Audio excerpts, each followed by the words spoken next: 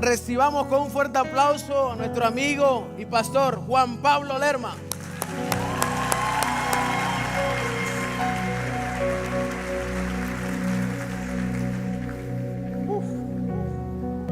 Señor, que nuestra vida siempre permanezca aferrada a tu presencia. Que pase lo que pase y venga lo que venga, recordemos que es cerca de ti donde encontraremos la respuesta, la solución, la reparación para lo que en nuestra vida no funciona. Gracias por estar en este lugar, Espíritu Santo. Te amamos y te adoramos en el nombre de Jesús.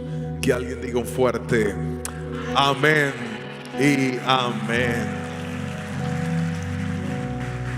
Bueno, hoy voy a compartir con ustedes un mensaje de la palabra que hemos titulado La victoria llegará.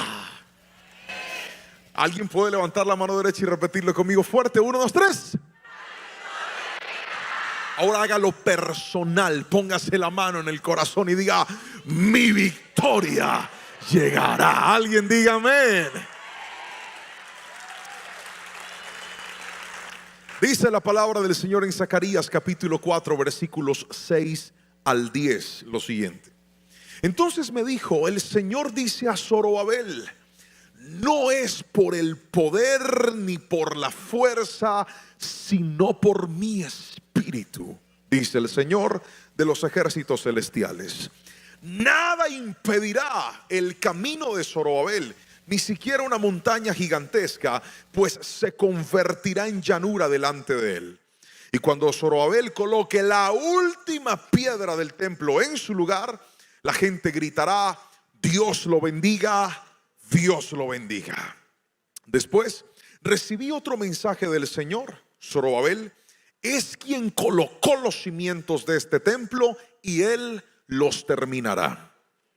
Así que ustedes sabrán que él es el Señor de los ejércitos celestiales, el que me envió. No menosprecien estos modestos comienzos, pues el Señor se alegrará cuando vea que el trabajo se inicia y que la plomada está en las manos de Zorobabel. Amén y amén. Esta porción de la palabra nos lleva a enfocarnos en uno de los 3 hombres más importantes en la tarea de la repatriación y reconstrucción de la destruida y quemada ciudad de Jerusalén. El pueblo de Dios había pasado por una experiencia supremamente dolorosa. ¿Cuál, pastor? Habían perdido lo que más tenían, el premio que Dios les había entregado, su ciudad, su tierra, su templo, y lo perdieron por una razón particular. Y es que todo lo que tú no valoras, tarde o temprano lo pierdes. Y Dios les quitó el templo, les quitó su ciudad. Y pasaron por 70 años de cautiverio en medio de una situación en la que lo que antes tenían, ahora lo perdieron. Pero Dios, que es fiel y misericordioso, decide regresarlos a su tierra. Y para esto se necesita la presencia de 3 hombres que son protagonistas en este proceso. El primero de ellos se llamaba Esdras. Diga conmigo, Esdras. Un escriba, un hombre experto en la historia judía, sacerdote, que se encarga de hacer 2 cosas. Lo primero, una historia que va a recapitular todo lo que fue el proceso de Dios con la nación del sur o el reino de Judá, cuya capital era Jerusalén. Recordemos que el pueblo de Dios en ese momento se había dividido. Estaba el reino del norte, que se llamaba Israel, el reino del sur, que se llamaba Judá. En el reino del norte había una capital que se llamaba Samaria. En el reino del sur había otra capital que se llamaba Jerusalén. Sin embargo, el reino del norte hizo cosas tan malas que Esdras no habló de ellos, solamente habló del reino del sur. ¿Alguna vez usted ha notado que cuando lee el libro de Reyes y lee el libro de Crónicas, hay algunas historias que se vuelven a contar? La razón es esta: Esdras está hablando del reino del sur, todo lo que fue la historia de Jerusalén y de sus reyes. Lo segundo que hace Esdras es generar un censo. Diga conmigo, censo. Y en el censo empezó a reportar los nombres de las familias de los que habían pasado en el cautiverio y los que todavía vivían, es decir, los que podían regresar a su tierra. Hace poco pasamos por votaciones en Colombia. Voy a usar este ejemplo para que sea más claro. Cuando usted va a votar, usted llega a la escuela, al colegio, al lugar donde vota y se encuentra con unas listas. En esas listas aparecen los números de documento. Si usted encuentra su número de documento, significa que usted puede votar en ese lugar. Pero si su número no está, significa o que usted no es colombiano o que ahí no puede votar. ¿Me estoy explicando con la suficiente claridad? Lo mismo hizo Esdras. Él hizo unos listados. Entonces, para usted saber si podía regresar a Jerusalén o no, tenía que aparecer su apellido en esa lista. ¿Alguien alguna vez le ha dado como pereza leer crónicas cuando dice fulano engendró? Para nosotros eso es canzón, pero para ellos era su tiquete para entrar de regreso a la tierra. ¿Hasta ahí me estoy explicando con la suficiente claridad? ¿Hasta ahí me estoy explicando con la suficiente claridad? Muy bien. Segundo hombre, Nehemías. Era un servidor real de un rey pagano. Sin embargo, Dios le dio gracia y lo encargó de la tarea de reconstruir los muros de la ciudad, las murallas de Jerusalén. Y el tercer hombre es este del que le voy a hablar hoy, Zorobabel. Zorobabel era descendiente del rey David, o sea, tenía linaje real. Y aunque estaban en el cautiverio, Dios dijo: a ti te voy a dar la tarea nada más y nada menos que de reconstruir mi templo, el lugar de adoración. Pastor, ¿por qué nos menciona todo eso? Porque es que esta predicación es para todos aquellos a los que Dios les acaba de asignar una tarea, un proyecto, y están diciendo: pastor, esto que Dios me puso a hacer es muy difícil. Esto que tengo por delante no es algo sencillo, pastor. La tarea que Dios ha trazado para mí en este 2023 y en este 2024 no es nada fácil, pastor. Estoy ante el reto de la restauración de mi familia. Estoy ante el reto de la construcción de un proyecto. Estoy ante el reto de sacar adelante el ministerio que Dios me entregó. Estoy ante el reto de reconstruir mi vida para seguir hacia el camino que Dios tiene. Escuche, porque esta palabra es para usted. Aunque estés viendo las cosas difíciles, aunque estés viendo las cosas complejas, Dios hoy trajo una palabra específica para ti, y es esta: tu victoria va a llegar. Aunque el gigante sea enorme, tu victoria va a llegar. Aunque no sepas cómo, tu victoria, alguien dígame amén si lo cree. Pero ¿cómo, pastor? Si es que una cosa es decirlo y otra cosa es vivirlo. Todo aquel que decide caminar en la dirección que Dios lo está mandando se va a enfrentar tarde o temprano con la oposición. Así no diga amén, así es. ¿Cómo es posible que Dios me embarca en unas tareas y yo voy dando pasos y empiezan gente en contra? No te sorprendas cuando los que se levanten en contra sean gente que tú jamás esperaste que lo hicieran. Gente que tú dices, pero ¿por qué? Si tú sabes que yo no estoy yendo para allá porque yo quiera, tú sabes que yo estoy yendo para allá porque Dios me mandó, tendrás que estar listo para poner tu confianza no en la oposición, no en la comodidad, no en las circunstancias, sino en el Dios que te llamó, te envió, te empoderó y te va a dar la victoria. Diríteme amén. Pero la pregunta es, pastor, ¿cómo llega la victoria de Dios? Es lo que me voy a esforzar por explicarte en los próximos minutos. Primero, escriba ahí, por favor, porque la Biblia lo dice. Primero, ¿está listo para escribir? Escriba: no dependas de tus capacidades humanas. Otra vez, no dependas de tus capacidades humanas. Mire lo que dice el versículo 6. Entonces el Señor me dijo: dile a Zorobabel, no es por el poder ni por la fuerza, sino por mi Santo Espíritu. Zorobabel tenía una tarea bien difícil. ¿Y sabe cuál es el problema de los grandes retos? Que cuando vienen los retos, lo primero que nosotros pensamos es: ahora, ¿cómo lo hago? ¿Qué debo hacer? Claro, y depositamos nuestra confianza en nuestros recursos, en nuestro talento, en nuestra habilidad, en nuestros contactos, en nuestros recursos. Supongamos, imaginemos que Dios le planta a usted en el corazón no trabajar más para nadie, sino montar su propio negocio y generar empleo para otras personas. ¿Alguien cree esa palabra y dice un fuerte amén? Entonces usted lo primero que hace, hasta aplaudieron, qué emocionante, aleluya, amén, se vale. Entonces usted lo primero que dice es: a ver, ¿dónde monto el negocio? ¿Cuánto dinero tengo? ¿Cuántos contactos tengo? ¿Cuántos me siguen por Instagram? Y arrancan la tarea. ¿Sabe cuál es el principal error de muchos de nosotros? Que cuando nos embarcamos a lo que Dios nos mandó a hacer, confiamos más en nuestro talento, en nuestros recursos, que en la mano poderosa de Dios. Y por eso no están viendo la victoria. Porque el que confía en sus fuerzas, cuando se le acaban las fuerzas, se le acaba la confianza.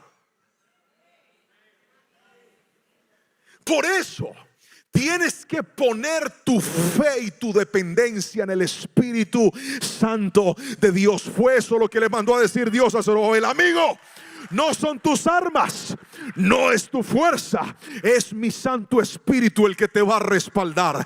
Y mientras no entiendas eso, no vas a ver la victoria de Dios. Es más, hay gente que llegó aquí con el sueño por el piso, diciendo: pastor, yo creo que Dios me abandonó. Es que yo he tratado, yo he probado, yo he tocado y las puertas no se me abren. No es para que te rindas, es para que entiendas que tienes que volver a orar, que tienes que volver a tocar el trono con la fe, que tienes que volver a depender de Dios. Porque hay cosas que por más de que te muevas, solo se van a resolver cuando el Espíritu Santo intervenga en tu situación.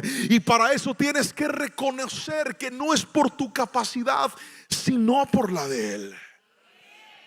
Hace años, cuando nos nombraron pastores de jóvenes, antes de hacer ese nombramiento, mi pastor hizo una capacitación de consejería y yo entré a la capacitación.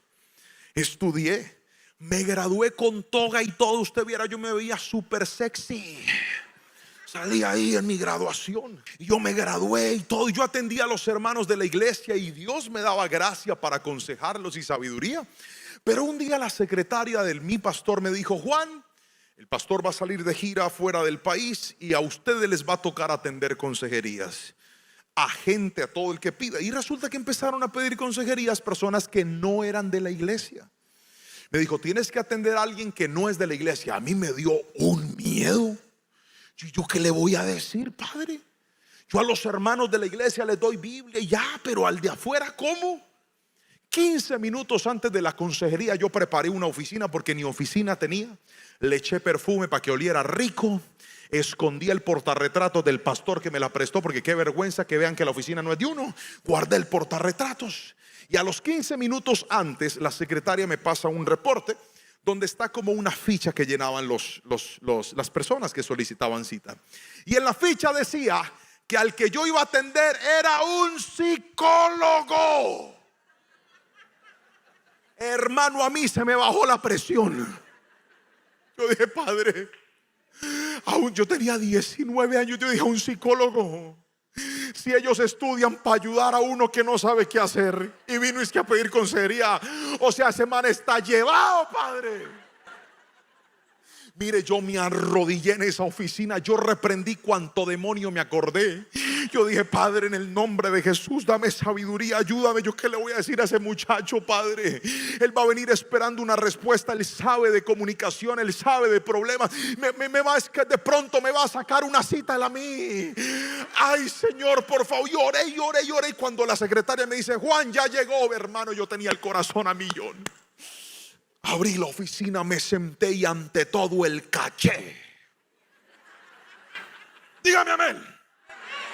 Muerto de miedo, pero que no se le note. Me senté en la oficina así. Él entró y le dije: doctor, cambié la voz, le dije: doctor, buenos días.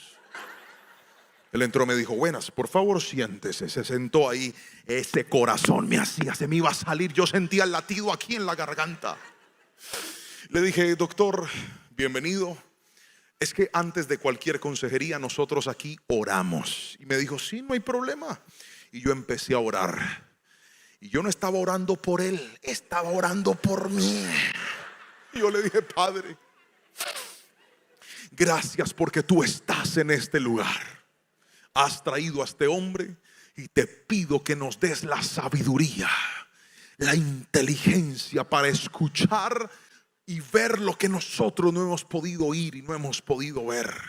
Gracias porque tú estás en este lugar y sé que le vas a dar paz a este hombre en el nombre de Jesús. Amén y amén. Y cuando abro los ojos estaba con mocos llorando.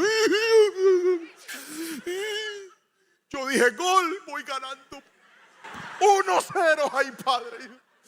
Le dije: doctor, bueno, cuénteme cuál es su problema. Y él empieza a hablarme. Yo tenía una tablita y empecé a escribir.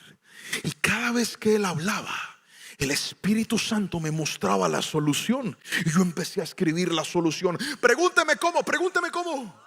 No sé. Yo escribí ahí. Y me decía: y quise hacer esto, y he pensado en aquello. Y yo escribía la solución. Pregúnteme cómo. Que no sé, pero Dios me lo daba. Y empecé, y cuando terminó de hablar le dije: doctor, ¿usted ha pensado en esto? No. ¿Por qué no lo hace? Sí. Después le dije: ¿y ya probó a hacer esto? No. ¿Por qué no lo hace? Y terminé, y así fue. Cuando acabó la consejería me dijo: yo nunca imaginé que en una iglesia iba a recuperar el sentido para saber qué hacer. Muchísimas gracias por la atención. Hay doctores que tú no sabías, que tú no fuiste a buscar un muchachito. Tú te enfrentaste con el mismo Espíritu Santo de Dios, que es más grande que cualquier universidad, que es más grande que cualquier título, que es dueño de toda fuente de poder. Alguien alabe al Espíritu Santo en esta mañana. No dependas de ti, depende de Él. El día que te olvides que Él es tu fuente, ese día empezarás a perder tus batallas. Ora. Antes de abrir tu negocio, pon las manos en esa empresa. Que yo tengo es un negocito. No lo llames negocito. Pon tus manos y dile: este es el pozo que Dios me dio para bendecir a mi familia. Y dile: Espíritu Santo, aquí está tu bendición. Yo te doy gracias porque a mí no me sostienen los clientes, a mí no me sostienen las ventas, a mí no me sostiene una persona, a mí me sostiene la mano poderosa de Dios. Cuando vuelvas a depender del Espíritu Santo, los cielos se abrirán delante de ti. Pero es que tenemos gente más angustiada y orando menos. Así no diga amén, así es. Tenemos gente buscando consejerías y orando menos. Hoy le voy a decir algo, querido hermano. Hay crisis que le tocaron la puerta a usted. ¿Y sabe qué están haciendo? Recordarle que ni su talento, ni sus dones, ni sus contactos, ni sus amigos, ni las promesas, ni la gente pueden hacer lo que solo el Espíritu Santo puede hacer. Hay cosas que se van a resolver cuando vuelvas a depender de Él. Y a veces Él te va a quitar todo para que lo único que te quede sea su presencia. Pero la buena noticia es que si lo tienes a Él, lo tienes todo. Alguien tiene que decir un fuerte amén. Segundo, escriba por favor. Segundo, no dejes de hacer tu tarea. No dejes de hacer tu tarea. Mire lo que dice el versículo 7, por favor. Versículo 7.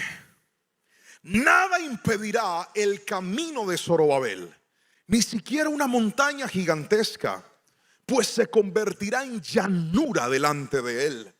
Y cuando Zorobabel coloque la última piedra del templo en su lugar, la gente gritará: Dios lo bendiga, Dios lo bendiga. Después recibí otro mensaje del Señor. Zorobabel es quien colocó los cimientos del templo y él los terminará. Cuando nosotros nos enfrentamos a las crisis de nuestro proyecto de vida, de nuestro llamado ministerial, de nuestros propósitos en la familia, sacar adelante a nuestros hijos. Algunos están trabajando por sueños personales, otros están trabajando por sueños de Dios en su vida, o llámese el ministerio para que sea más claro. Cuando estás trabajando en eso, tarde o temprano te vas a enfrentar con el desánimo. Tarde o temprano te vas a enfrentar con la frustración. Tarde o temprano vas a sentir que tanto esfuerzo no está dando resultados. ¿Por qué? Por lo mismo que te mencioné al principio, por la oposición.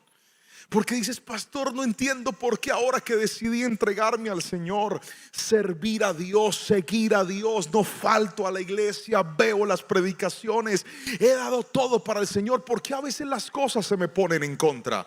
¿Usted no se ha dado cuenta que hay un enemigo espiritual que está tratando de hacerle creer a usted que la batalla ya la perdió? ¿Usted no se ha dado cuenta que hay un enemigo espiritual que está tratando de hacerte creer que tu hogar está perdido y que no hay nada que hacer? Que la solución es divorciarte, que la solución es seguir solo adelante porque no hay quien cambie a ese hombre o no hay quien cambie a esa mujer.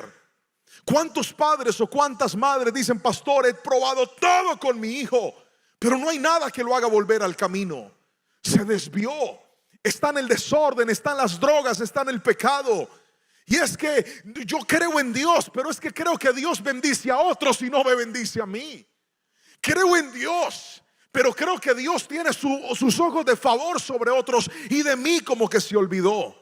¿Y sabe cuál es el problema? Que cuando pierdes las fuerzas, muchos de nosotros creemos que la solución es abandonar lo que Dios nos entregó. Pero mire la promesa, y quiero que la escuche con suprema atención. Dios le dijo a Zorobabel: nada impedirá que hagas lo que te mandé a hacer. Si hay una montaña gigantesca, la voy a allanar delante de ti. Alguien gríteme amén a esa promesa. ¿Cuántos la reciben? No. ¿Cuántos la reciben? Ah, muy bien, espero que diga amén con lo que sigue, porque el versículo no termina ahí. ¿Sabe qué dice el versículo? Y Zorobabel pondrá la última piedra.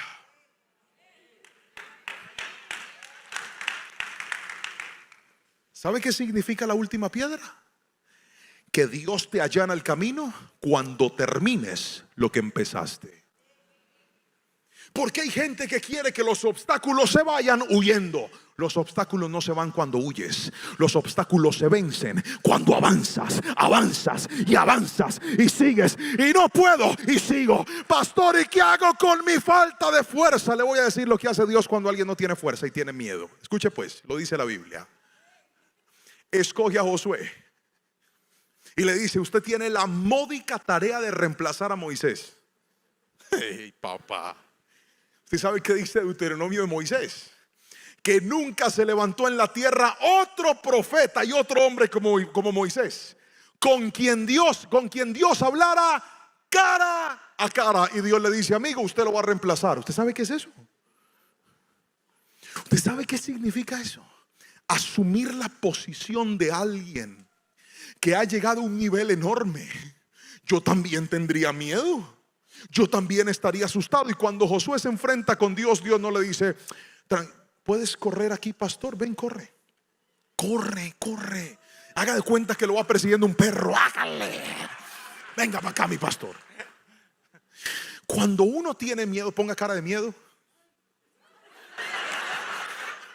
Es tan tierno que no puede, ¿eh? Cara de susto, así. Eso.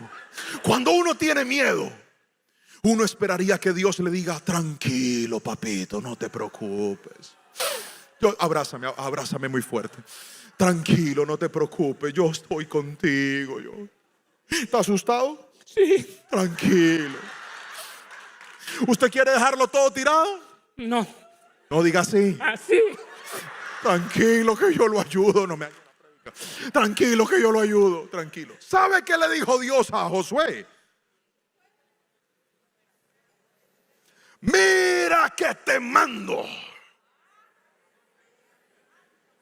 No le dijo si quiere.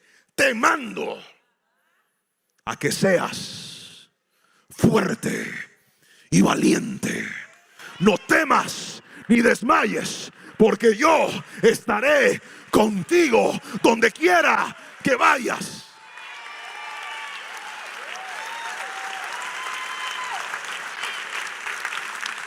Pastor, ¿pueden cantar cansado el camino? No, no le vamos a cantar cansado el camino. ¿Sabe qué le voy a recordar? Que si Dios le entregó una tarea y esa tarea es difícil, usted termina cuando ponga la última piedra y le diga: Señor, terminé lo que me mandaste a hacer. No lo voy a dejar tirado, no me voy a rendir, voy a seguir, porque fiel es Dios que me llamó, y el que te llamó te va a respaldar también. Gríteme amén si lo cree.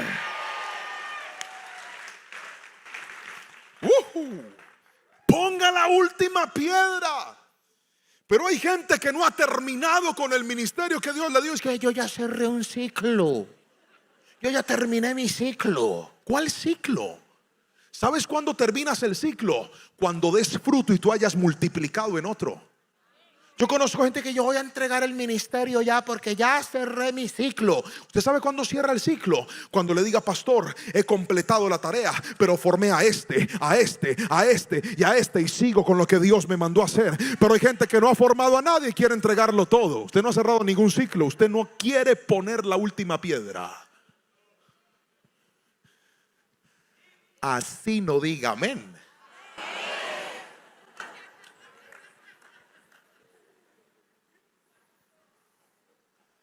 Ponga la última piedra. Hasta el último momento voy a serle fiel. Y si muero, muero obedeciendo a Jehová de los ejércitos. Muero haciendo lo que Él me mandó a hacer, en el nombre poderoso de Jesús. Ahí te vas a dar cuenta que las murallas y los montes se van a allanar delante de ti, en el nombre de Jesús.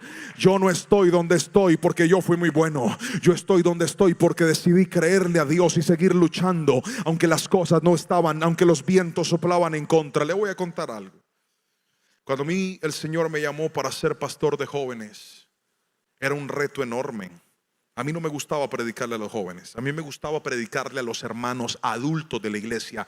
Y entre más adultos, mejor. ¿Sabe por qué? Porque usted dice la mitad del versículo y ellos dicen lo que falta con la cita bíblica.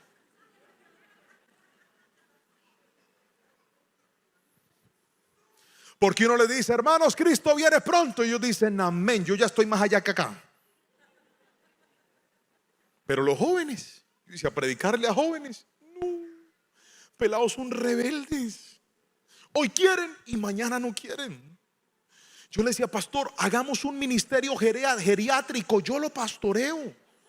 Yo me compro unos palos de escoba y me los llevo a hacer ejercicio al parque y les doy palabra.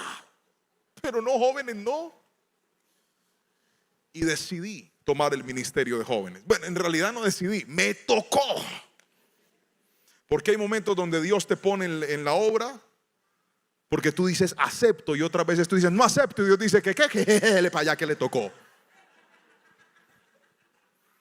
Atentamente Moisés, que le sacó 43 excusas a Dios, y Dios dijo: sí, pero le toca.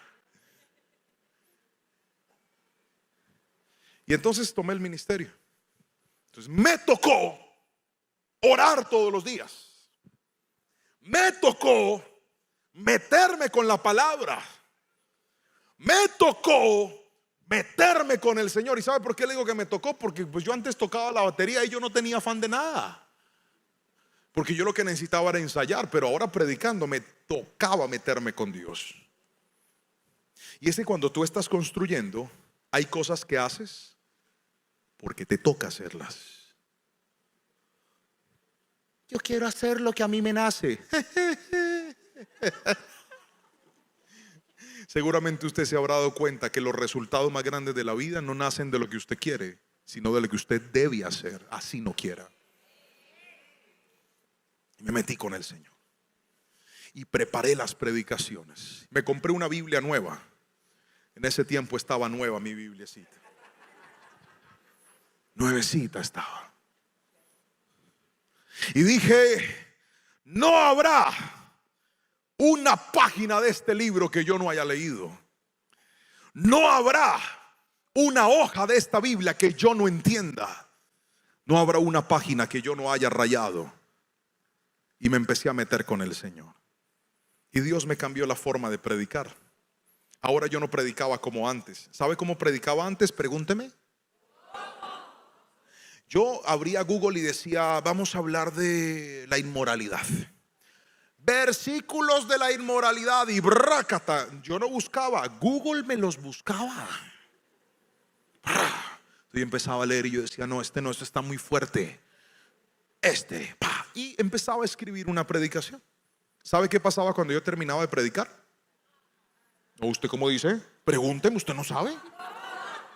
A veces me iba bien, pero la mayoría de las veces yo me he bajado del altar diciendo, Señor, ahí le faltó algo a esa prédica, Padre. Algo. Pero cuando me empecé a enamorar de la palabra, descubrí que el que tiene una vida devocional escucha la voz de Dios cada vez que lee la palabra. Y a mí, Dios, ¿por qué no me habla? Porque usted no ama la palabra, querido. El día que usted ame la palabra, se va a dar cuenta que Dios sigue hablando. Y no solo sigue hablando, sigue cumpliendo sus promesas. Y preparé las predicaciones y yo salí a predicar. Y la iglesia le apagaban todas las luces, entonces uno no veía nada, porque cuando las luces están apagadas uno solamente ve esos bombillos que lo alumbran a uno. Y cuando ya prendían las luces, habían 30 personas en el templo. Pastor, no subestime 30 personas, que la Biblia dice que donde hay 2 o 3 Dios está. No es que yo lo subestime, yo agradezco a Dios por esos 30 fieles que iban a escuchar a este servidor. El problema es que 30 personas en una iglesia que le caben 1000 personas, eso se ve vacío. ¿Me entiendes? Ay, Padre, ahí voy. Y tomaba y empezaba y predicaba con el alma, la daba toda. Y me iba para la oficina a llorar. Y le decía, Señor, tú nunca fallas. Pero ¿no será que tú escogiste al pastor de jóvenes que no era? Porque es que yo ni siquiera quería, o sea, me tocó. Mi pastor me dijo, hijo, no hay nadie más, le toca. Yo le dije, aleluya, heme aquí, Señor, pues envíeme porque me tocó. Y yo me frustré, entiéndeme, yo me frustré. Yo quise renunciar al ministerio, yo quise seguir en la batería, yo quise seguir en la alabanza, porque yo dije, no estoy dando los resultados, las cosas no están pasando como yo quería. Pero sabes, Dios me enseñó que poner la última piedra es entender que aunque al principio tu esfuerzo por hacer lo que Dios te mandó a hacer no te muestre los grandes resultados, Dios no está mirando tus resultados, Dios está mirando tu determinación.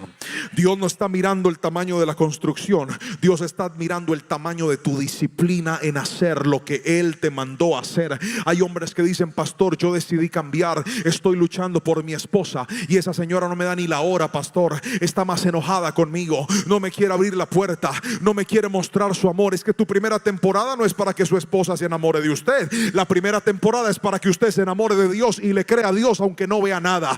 Alguien tiene que decirme amén si me está entendiendo aquí. Sigue adelante, ya ve que Dios bendice al que pone la última piedra, no al que deja tirado las cosas. Así como fuiste bueno para pecar, tienes que ser bueno para hacer lo correcto. Así como cuando tenías una vida desordenada, le dabas al mundo toda. Ahora que tienes a Cristo, tienes que obedecerlo con toda. Y aunque tus ojos no lo vean, y aunque la gente no te lo reconozca, y aunque la gente no te lo aplauda, y aunque la gente no diga, wow, usted cree, mire, yo sabía, yo estaba frustrado. Yo le decía, Señor, a mí nadie me quiere escuchar. Tanto que paso orando y la siguiente semana dije, ya sé, voy a hacer ayuno, porque a mí me falta ayunar, y me metía en ayuno. Y al siguiente culto llegaban 35. Yo, Padre bueno, 5 ahí son algo. Esta semana vamos a hacer evangelismo. Y a la siguiente semana llegaban 22.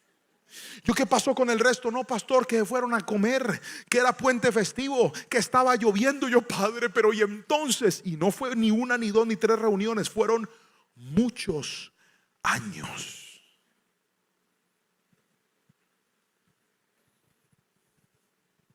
Y con esto me voy a introducir al tercer y último punto.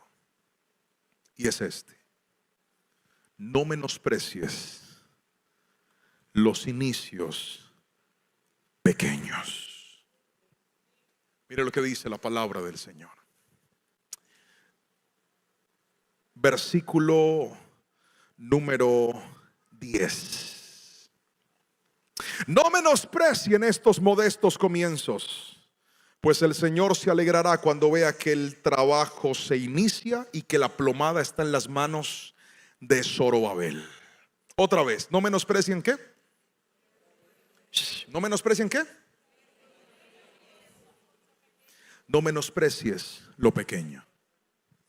¿Sabe cuál es el problema del que está construyendo algo y se desanima?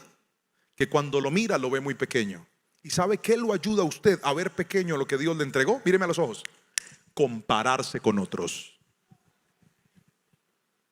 Es que él sí y yo no. Es que ella apenas llegó a la iglesia, ya Dios le restauró el hogar. Y yo llevo aquí 3 años orando por ese barrigón y nada. Doblo rodilla, he pagado los congresos, he pagado, hasta le pago encuentros, me siento sola ahí, esperando que le aparezca y nada, pastor. Llego a la casa a ver si está escuchando a mí el San Marcos y tiene a Diomedes a todo volumen. Y no veo el resultado. Pastor, le creí a Dios una palabra, abrí el negocio y no va nadie. Le creí a Dios por mi ministerio, hice una convocatoria y nadie fue. Escuche, Dios le manda a decir a Zorobabel: no menosprecies los modestos comienzos. Le voy a explicar por qué todos necesitamos los modestos comienzos. Cuando usted es grande, usted puede presumir. Repita esa palabra fuerte conmigo: 1, 2, 3. Pero cuando usted es pequeño, usted no puede presumir. Entienda la alegoría que le estoy hablando. No estoy hablando del tamaño suyo, porque hay unos chiquiticos que dicen: los perfumes caros vienen en frascos pequeños. No, yo también compré esto, tiene una loción fina grandota. No le estoy hablándole de su tamaño, le estoy hablando de su condición. Algunos cuando se miran dicen: yo soy demasiado pequeño, pastor. Mi sueño es demasiado grande, pero el resultado es muy pequeño. La promesa que Dios me dio es enorme, pero lo que tengo materializado es demasiado pequeño. ¿Sabes qué dice la palabra? No lo menosprecies. Hace un tiempo se me acercó un joven de la iglesia y me dijo: mi pastor, y me dijo, imagínese, ocupé el primer lugar en la facultad en este semestre, me dieron este diploma. ¿Sabe qué hice yo? Le dije: el sábado voy a orar por ti. Lo saqué en el altar y le dije: muestre, y oré por él, lo bendije y le dije: esto debe ser una inspiración para nosotros, porque lo bueno se muestra. ¿Alguien dice amén? A mí nunca, en mis años de pastor de jóvenes, nunca llegó un muchacho a decirme: pastor, ocupé el último lugar, ¿puede orar por mí ahí en el altar? No, uno ni cuenta eso. Imagínese primero: pastor, ocupé el último puesto y perdí el semestre, aleluya. No, usted lo malo y lo feo no lo presume. Usted lo malo y lo feo lo guarda y lo esconde. Y cuando usted es pequeño, ¿de qué te mofas? ¿A quién le presumes lo pequeño? Antes, al contrario, quieres guardarlo, no quieres que la gente lo vea, porque te avergüenza mostrarle a los demás que aunque tu sueño es grande, lo que tienes es pequeño. Te avergüenzas y dices: pastor, yo a veces siento que Dios no va a estar conmigo. Y eso era lo que me pasaba a mí. Yo miraba los otros cultos de las otras iglesias y yo decía: Señor, ese culto se llenó y ese man predica bien feo. Y yo que me metí en tu presencia, que oré, que ayuné, y 30 personas, cuando me va bien 38.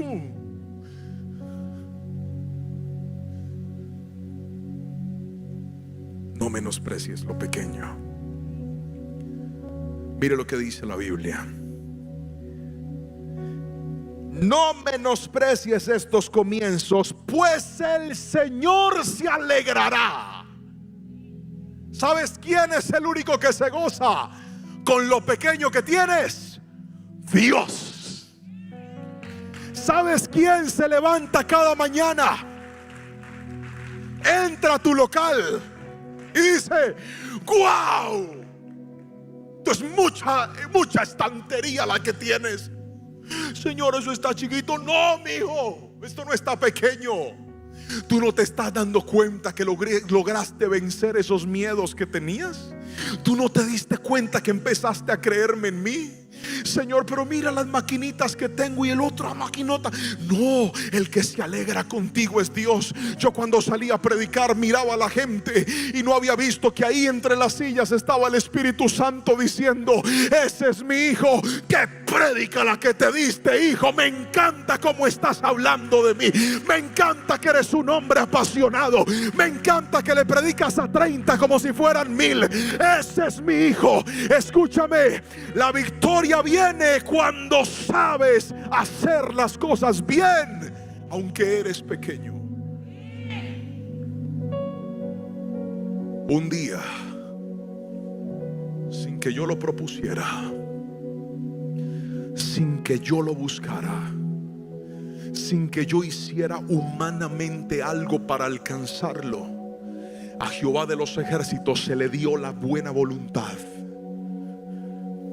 de hacer que el canal de YouTube de este servidor empezara a tener reproducciones y reproducciones y reproducciones y suscriptores.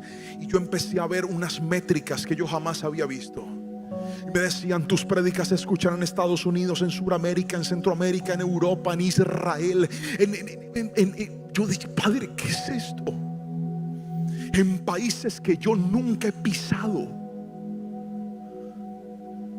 Y las mismas predicaciones que yo le prediqué a 30 personas ahora tienen 100,000, 200,000, 300,000 reproducciones. ¿Sabe qué me dijo Dios? Es que cuando sabes hacer las cosas bien en lo pequeño, estarás listo para hacer las cosas bien en lo grande. La Biblia dice: el que es fiel en lo poco, en lo mucho lo pondré. No subestimes, no menosprecies lo pequeño. Dale gracias al Señor. Cuando llegues a esa casa, tal vez no tiene el piso que tú sueñas. Tal vez no tiene los electrodomésticos que tú anhelas. Tal vez miras ese local y dices: pastor, ojalá yo pudiera hacer algo más grande. Pero recuerda esto y nunca lo olvides. Cada vez que el Espíritu Santo entra ahí, Él se alegra y dice: qué bien, vamos poco a poco y paso a paso. Pero no busques el aplauso de la gente. No te valides por tus seguidores, no te valides por tus reproducciones. Deja de importarte eso y vuelve a encontrar la verdadera importancia en donde en realidad reposa, y es en la sonrisa del Padre diciendo: tú eres mi hijo amado y estoy bien contento contigo. ¿Sabe cuál es nuestro problema? Que creemos que nuestra victoria es que nuestros enemigos sean avergonzados y nos conozcan. Nuestra verdadera victoria es que el cielo te mire y tengas mucho o tengas poco, Dios esté contento contigo. Tu victoria no es nada de esta tierra. Nuestra victoria se llama Cristo Jesús.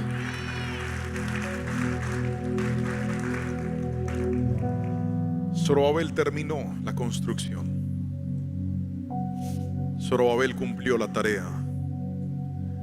Y aunque sus adversarios se levantaron en contra de él, Dios cumplió lo que le prometió. Iglesia, Cristo vive en mí. Iglesia que estás viendo esta palabra donde sea que te encuentres, mírame a los ojos y escucha esto. De lo que hoy Dios te habló, en qué cosas estás enfocado y en qué cosas estás desenfocado. ¿Realmente vives como quien pone su confianza en Dios? ¿O últimamente estás colocando más tu confianza en tus fuerzas, en tus armas? Oh, yo puedo porque tengo, yo puedo porque soy, yo puedo porque mírame. ¿Sabes qué va a hacer Dios? Va a hacer que no puedas por nada de eso, para que vuelvas a buscarlo a Él. Segundo, ¿cuántos en lugar de poner la última piedra dejaron tirado lo que Dios le entregó y están orando por victoria? Ora por victoria cuando vuelvas a poner tu mano en el arado y sigas haciendo lo que Dios te llamó a hacer. Y por último, ¿cuántos en lugar de valorar los modestos comienzos nos estamos comparando con otros? Estamos creyendo que Dios no puede hacer nada con nosotros simplemente porque somos pequeños. Jamás se olvide que Dios no busca gente grande para cosas grandes. Dios siempre escoge a gente dispuesta, así sean pequeñitos, para hacer cosas enormes.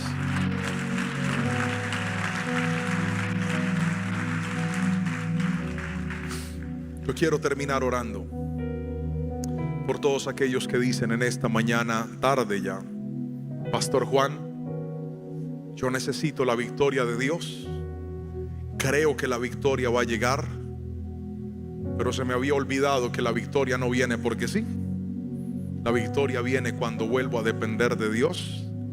La victoria viene cuando termino lo que Dios me mandó a hacer. Y la victoria viene cuando agradezco lo pequeño. Todo el que necesite esa oración, póngase de pie, por favor.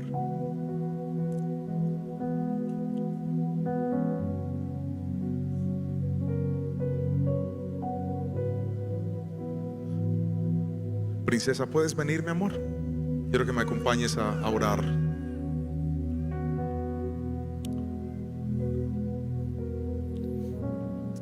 Y queremos hacer una oración por ustedes, agradeciendo a Dios por la vida de los pastores de esta casa que han tenido a bien invitarnos, conocerles y sobre todo poder traer esta palabra de Dios para sus vidas. Vamos a orar. Mi esposa es una mujer de mucha oración. Ora tanto que cuando la pongo a orar por la comida se me enfría la comida. Pero ella, vamos a controlarla para que no ore tan largo. Pero quiero hacer una oración por ustedes. Quiero que le pidamos al Espíritu Santo que Él se glorifique y obre en esas circunstancias donde usted tal vez hoy llegó viendo derrota, pero se va a ir por esa puerta viendo una inminente victoria de parte del Señor.